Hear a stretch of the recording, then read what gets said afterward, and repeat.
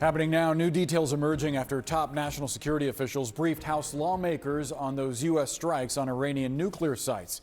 Despite President Trump's repeated claims that Iran's nuclear program was, quote, obliterated, both Republicans and Democrats are now saying that Iran still possesses a stockpile of enriched uranium. Let's take you live to Capitol Hill with CNN's Lauren Fox. Lauren, what more are lawmakers saying?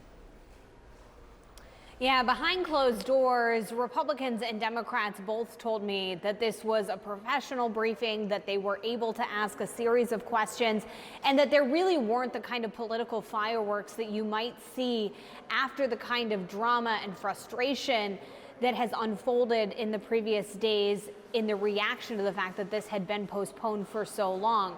But there are a number of folks who are saying now that the goal of this was never to completely destroy all of the material, and you have some lawmakers acknowledging the fact that there may still be a lot of uranium left in Iran. Here's a collection of what lawmakers said after this briefing. We don't know, or at least I don't know, the presence of where the highly processed uranium may be. It's clearly the facilities that put all this together are destroyed, or it will take them years to recover. Mm-hmm. So, I mean, do you think the president's overstating it when he says totally obliterated? No, I think he's accurate. Now, does that mean that people can sit down and try to rebuild facilities? I mean, we don't know what Iran will do. But I think they set them back years. It's the enrichment capabilities that were taken out. There is an enriched uranium in the facilities that moves around, but that was not the intent or the mission. Do you think that, are you concerned about where that uranium might be? My understanding is most of it's still there. Obliterated is a very total word. So perhaps with further information we'll know more. We do know in the public domain that the enriched uranium is still there, and that was never part of the goal. Now, there were several House lawmakers, especially Democrats, who made clear to me that they still believe that a lot of intelligence is still to come. Obviously, this is a slow process to gather information on the ground, understand the full destruction, understand the full scope of what happened here. But that is certainly still in play, and lawmakers are going to continue to expect to be briefed up here on Capitol Hill.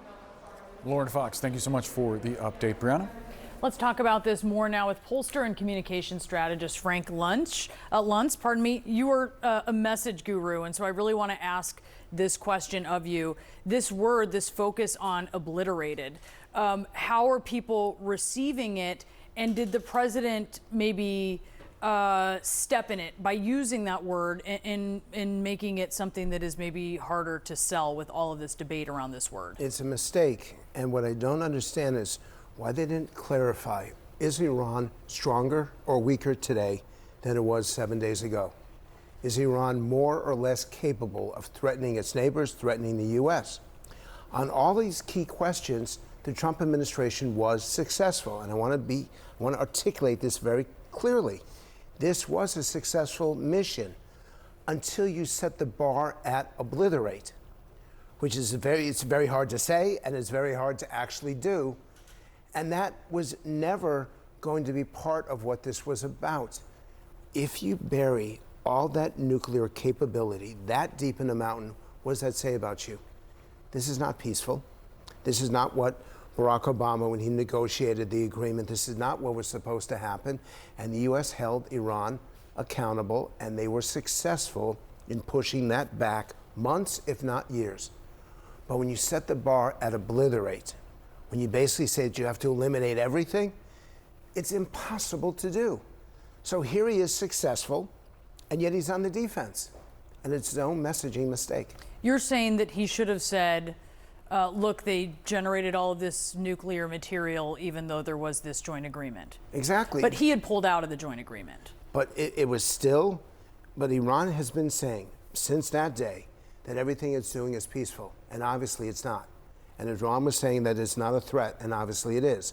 And we thought that if we went at this, it would provoke World War III, and it didn't happen.